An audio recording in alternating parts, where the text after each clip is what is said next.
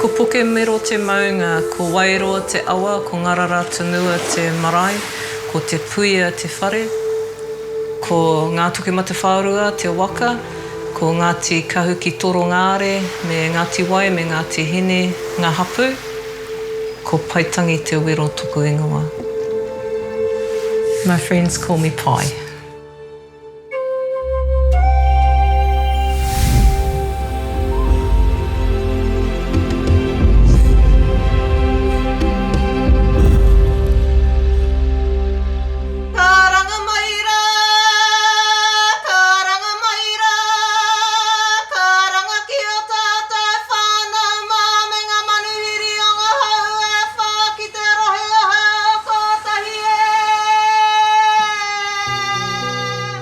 My earliest childhood memories, I was always making stuff, like really small. I'd make really intricate little doll's houses out of a box, but everything was like really detailed with little curtains and, you know, carpet.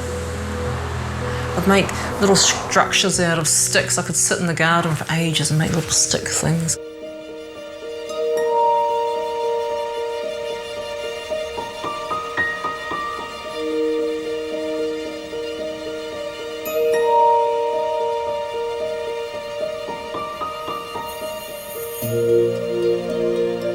Painting is really, I feel like that's kind of like a visual diary for myself.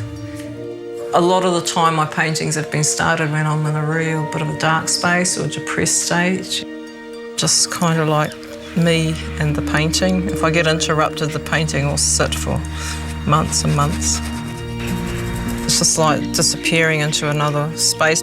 It's just me and the paint and the canvas.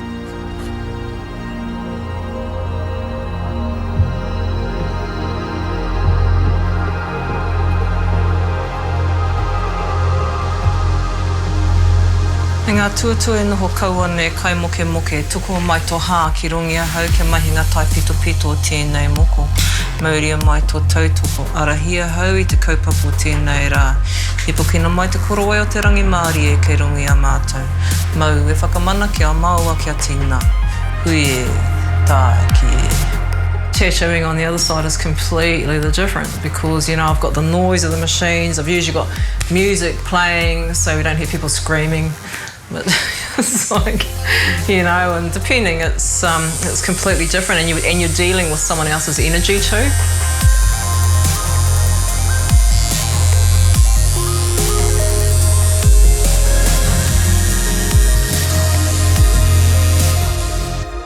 I would quite happily just surround myself with my artwork without the intrusion of people wanting a piece of pie, or, you know, or wanting, you know, my time, when I just want my time to be doing what I want to do, which is to be creative. And I think the problem is because I work in so many medias, it's like I jump from, you know, it's like, oh gosh, I walk past a carving and think, oh, I'll do some on that.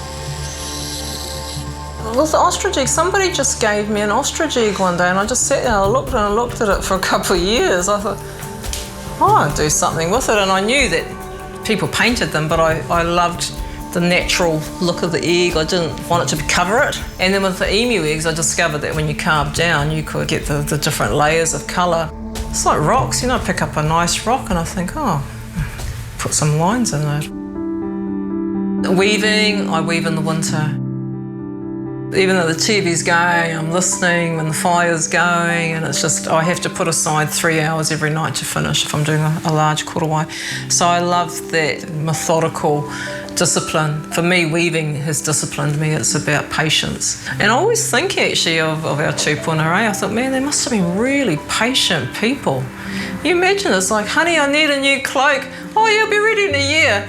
I mean, hello, it's like, go give me 30 birds.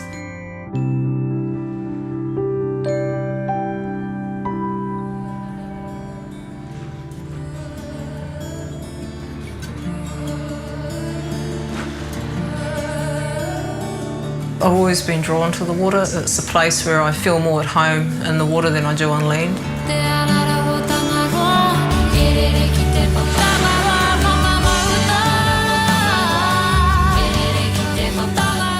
I like the quiet. The water for me is a good way to finish the day. It's kind of like the cleansing and let go of all that hara that's been put on my shoulders.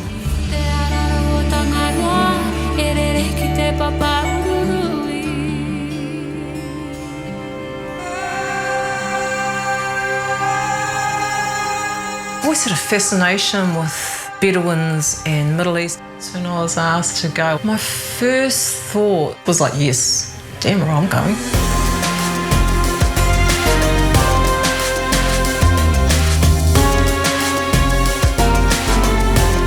The thought of going to a place that, you know, when you're a kid and you had to go to Sunday school and they give you those Bible story books and you read about the Garden of Eden with all the lions and the tigers and the Jesus corridor, to actually go to a place where they're in that book. It's like being taken out of the book and actually put over into the actual reality thing, and to see for myself. I love those old markets that they have, and the artisans have been there from, you know, bloody generation to generation where it's been passed on, and they don't have fancy Dremel tools like I've got. I love that old world. Oh, I've always wanted to meet other women. And, you know, just wondering what their walk is like too, if it's kind of like the same to how, you know, I've learnt to walk with Moko. And also if there's a connection, you always wonder, you know, is there a connection to Maori to those other people with tattoos? I wonder if the patterns are similar. I didn't know a hell of a lot. I knew that there was a big ass wall that goes through their country, and I didn't know why that was happening or to the extent of their struggle. I didn't really know the ins and outs of why they are treated the way they are. But I was about to find out. I will be meeting people that have fascinated me for as long as I can remember. I literally hit the ground running, or dancing, or nah, I wouldn't call it dancing. You be the judge.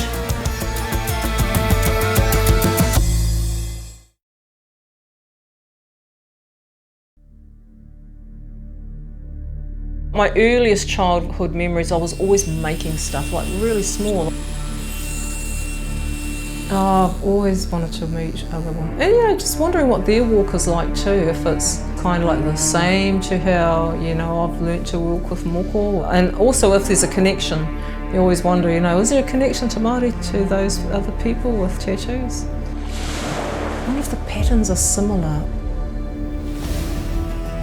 I always had a fascination with Bedouins and Middle East. When I was asked to go, my first thought was like, yes, damn right, I'm going.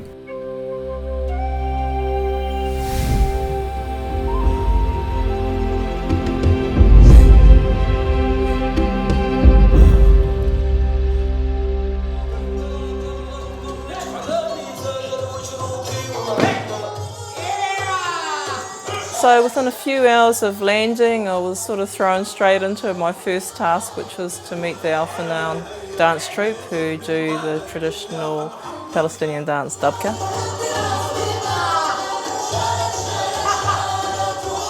I got to meet Nora. She's their choreographer and their trainer. She's quite an amazing little pocket rocket. You know, she's very strong. She's a real wahine toa. So my name is Paitangi from New Zealand, Aotearoa. اسمها Paitangi من نيوزيلندا. So today I'm going to see if I can teach you some poi. So they were for men, and men used to use them to make their arms and their wrists strong. The guys, they were great. We had long poi and short poi, and then I sort of let them loose. They just took to it like that. It's kind of chaotic, but happy chaotic. Gallo! So this time we go. Tahi, hula, toru, okay?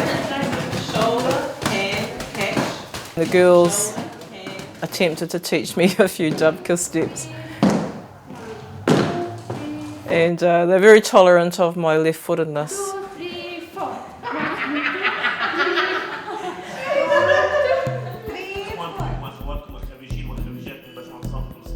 The Alpha dance troupe were performing at a graduation. They invite me to come along, but before they came on to perform, I sat through this huge ceremony. I didn't understand a word what was being said, but I did feel the immense pride of whānau as they watched their children be recognised for their success and knowing that they had been empowered. The latest statistics show that 96.3% of the population of Palestine is literate, one of the highest in the world.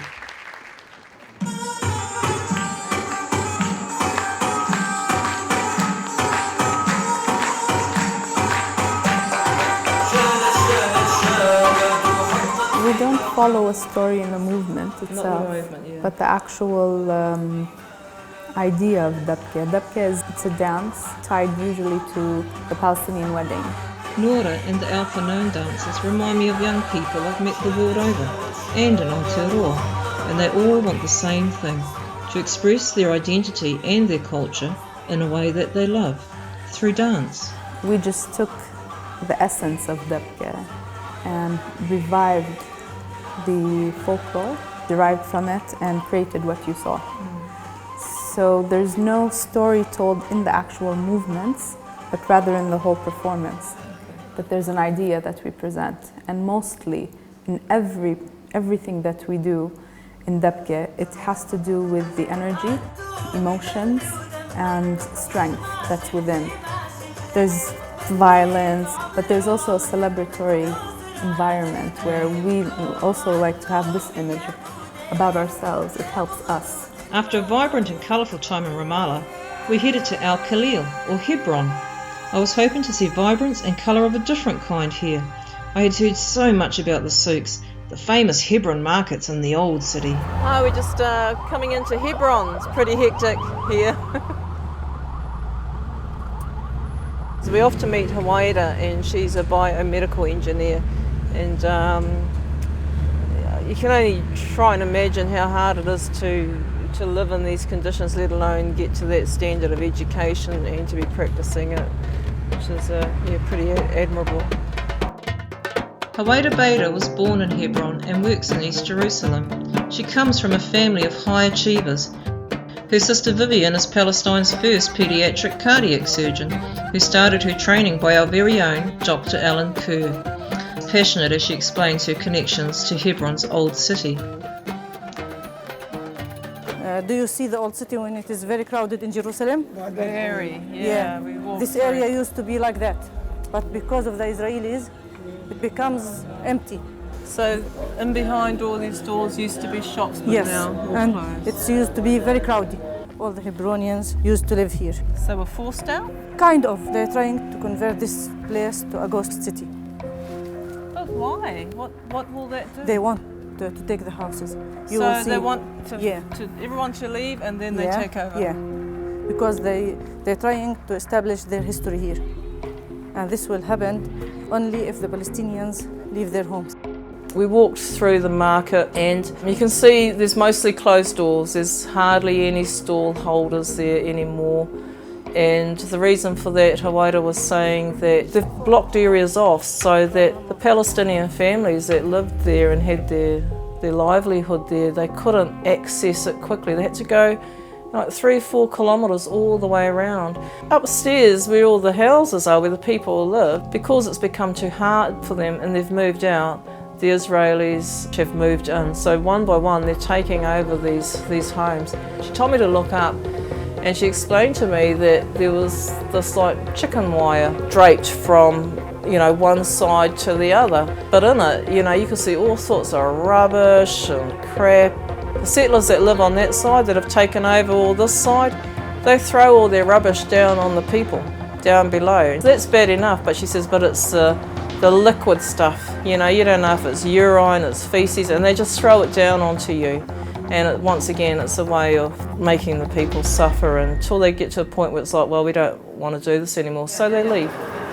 This is the checkpoint there. You can see the doors. Yeah. Like sometimes they ask you to stop and check your identity and if it is allowed for you to go through or not. Saying that the Israelis' army is there for the security of the settlers. They got everything, they controlled everything. I don't get it. We were in Hebron and there was a group of Jewish settlers, and they make a presence in the old city. So you'll have, I don't know, 20, 30 people there, settlers, surrounded by army. And the army's there to protect them. The army's got bloody checkpoints and snipers sitting up on the roof, constantly watching these people, the Palestinian people. You know, protecting them from what? They're the ones that are causing the disruption. I saw him filming me, one of the guards. Yeah. So I went, Yes, don't say anything. not me. I had to block my identification.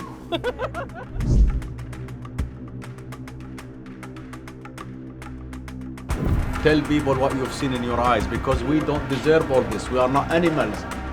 I'm here to give my message, to encourage more people to see. You've never seen the sea? عمرك رحتي على البحر؟ No.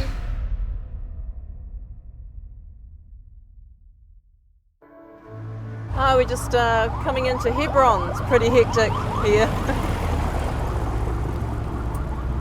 So we're off to meet Hawaida, and she's a biomedical engineer. All the Hebronians used to live here. So we're forced out? Kind of. They're trying to convert this place to a ghost city.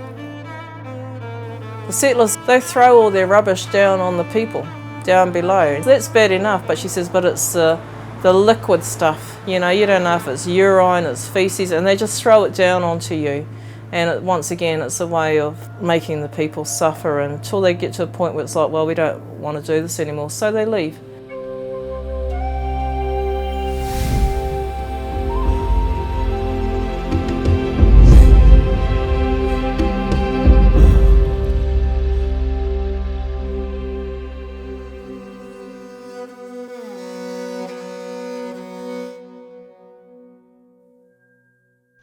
I was about to meet Jamal, who was going to share a story that I was going to hear over and over again as I made my way through Hebron's old city.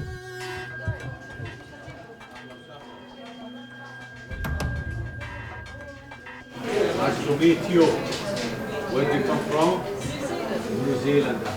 I've been coming to this market at least 48 years. I did watch the good old days and the bad days now. And please do us a favor, when you go back home, tell people what you've seen in your eyes, because we don't deserve all this. We are not animals or dogs to be treated like that. We respect everybody on this earth, and it says in our holy book in Quran, the most precious thing on this earth is a human being. We love everybody, we respect everybody, we adore everybody. We're called Maori. Yeah. Maori are the people back home in New Zealand. When we have the same saying, what is the greatest thing on earth? He tangata, it is men, it is men. So Hebron is becoming a ghost town. I spoke to a lady there called Layla. She has a group of women called Women in Hebron, and they're all traditional embroiderers. Tell me a little bit about the style of weaving, because this is very similar to what Maori do, which is called tāneko. So is this done with a needle? Yes, it's by needle. When I got on the plane, I thought I would start a little bit of weaving. It's very similar to yours, but we don't do it with a needle. It's just done with the fingers. It's going to be the Palestinian flag mixed with the Maori patterns. She was another wahine tour. She was the only woman that I met that was in the market. All the rest are men. And I asked her, how come you're the only woman that I've seen here? And she said to me, I refuse to go. Once again, I was hearing the same stories about their everyday struggles. Show me some of your work and show me how it is that you continue to stay here. I'm here to give my message, to encourage more people to see. I just learned English from my shop, and I'm very happy to give my message to the people, to talk. I open my house like guest house. I'm not rich, I can have my good life, it's enough, alhamdulillah. But the things for me, I want to talk what we have here, what we are suffering. The people are very resilient. It's been quite an eye-opener. But the funny thing is, you see these people and they'd give you anything. They're the most welcoming people I've ever met. off to meet Mr. Samir, and he's at the Palestinian Children's Art Centre. We're going to meet some young artists and a couple of musicians as well.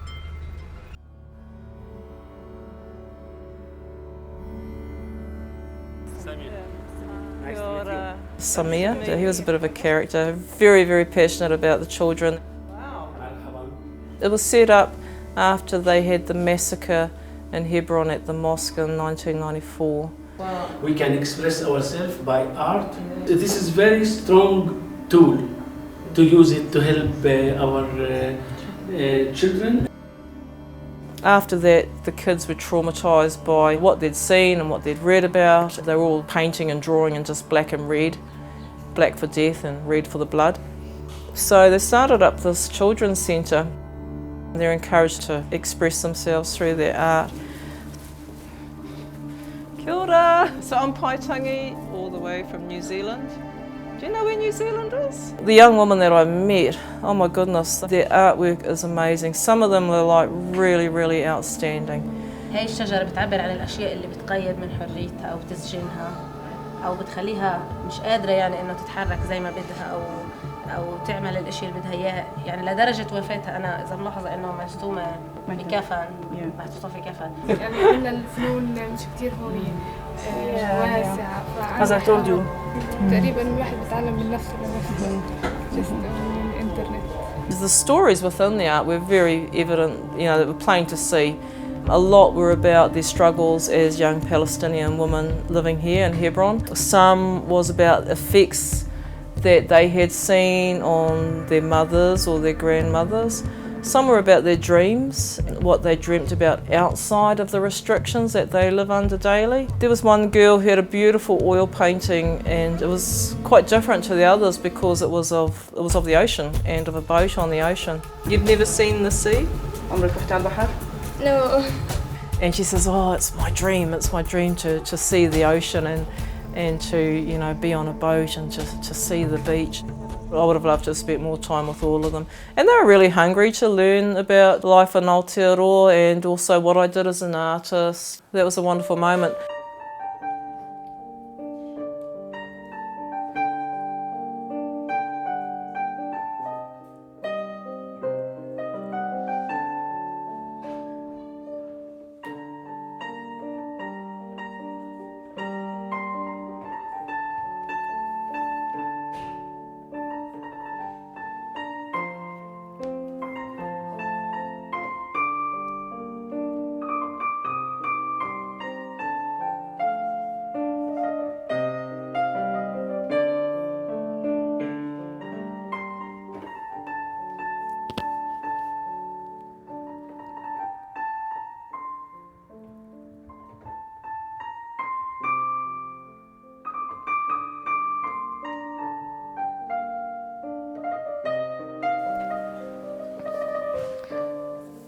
You know, I can't imagine our people living like that at home.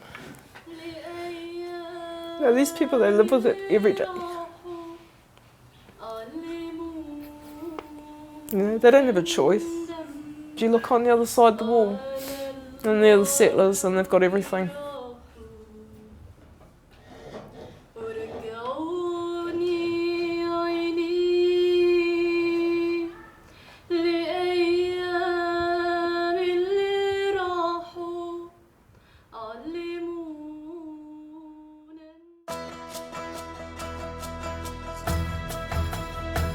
Come with me next week as I tell the story of my Moko kauai. This is called a Moko, so the name of our tattoos are called Moko. It hurts, but that's part of the price you pay for wearing what we call the kaunga. And I begin my journey to find Bedouin women who wear facial tattoos. I really wanted to meet other women that weren't only artists, but if I could, to meet women that carried facial tattoos.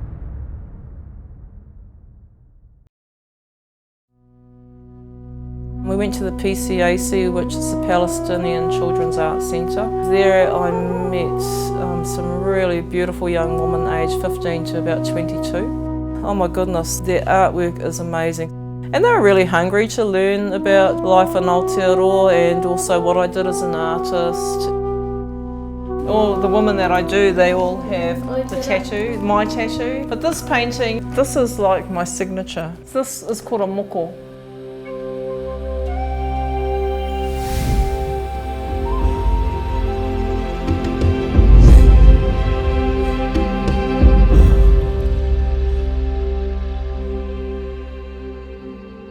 So in the old days, our people would sign documents with the moko, with the tattoo. So this is what our people used to be like with the tattooed face, because this is our writing.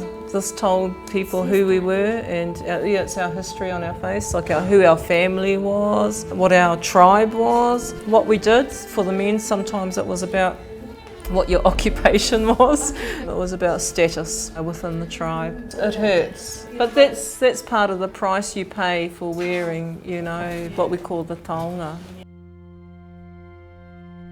When I was asked to wear moko, in my head it said yes, but the actual thinking side said, are they crazy, you know? But actually I knew the answer was yes straight away, yes. But then there was still that inner doubt of, gosh, you know, it's going to be life-changing, it's on my face, am I going to be accountable, you know, am I going to be worthy? The actual day was set for it to be done at the Waitangi Marae.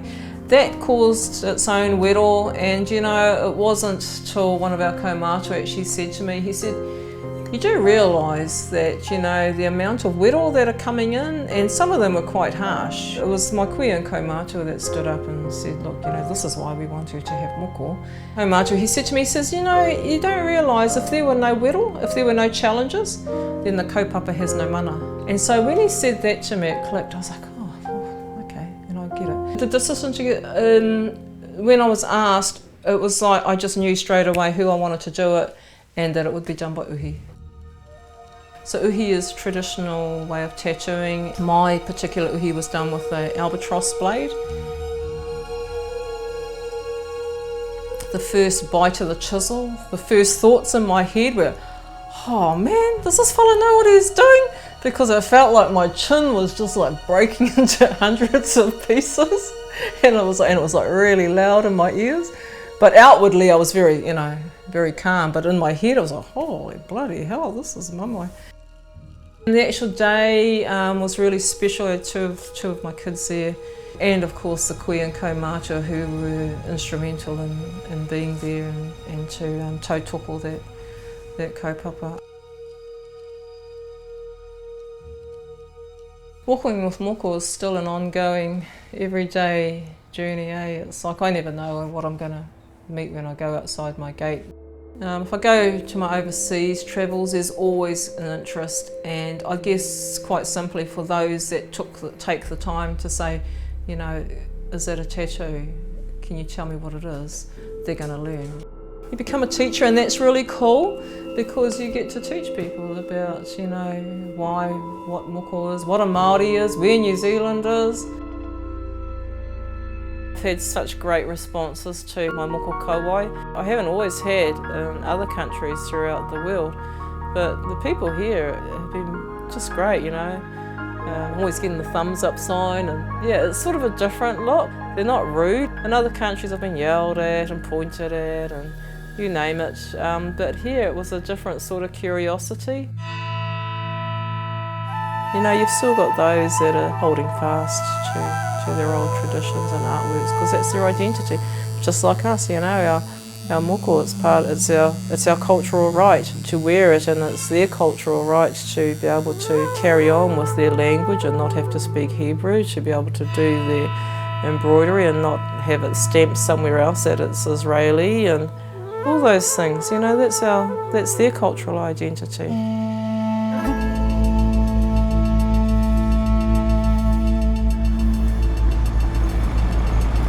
It's really hot here in Jericho, like really hot. Like we're sweating and we've got tissues and we have to do this because we're melting. We had it organised that we would get to meet some Bedouin women because for me, I really wanted to meet other women that weren't only artists, but if I could, to meet women that carried facial tattoos. On our way there, we actually saw this guy on the side of the road with, he looked like he was doing some carving. So I was like, oh, what's he up to? So we drove up, and he was in a wheelchair, and he had one leg, and his name was Fawaz.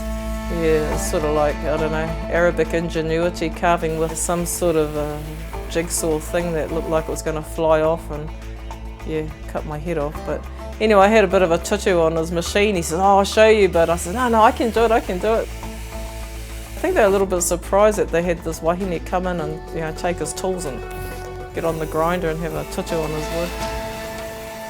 And we actually went back to see him, and we took him some chisels and some grinding pads and that for his tools. This is how they make a living, so I mean, I thought, well, if that can help him to do some more beautiful creations to awhia's whānau, that's a good thing. So yeah, all in all, we've met some really, really amazing people. We got to arrive today at Jericho to meet up with our Bedouin whānau, hopefully. We were met by our guide who took us way in the back streets of somewhere. He then asked, did we want to meet the woman? And I said, well, of course, I'd love to meet them.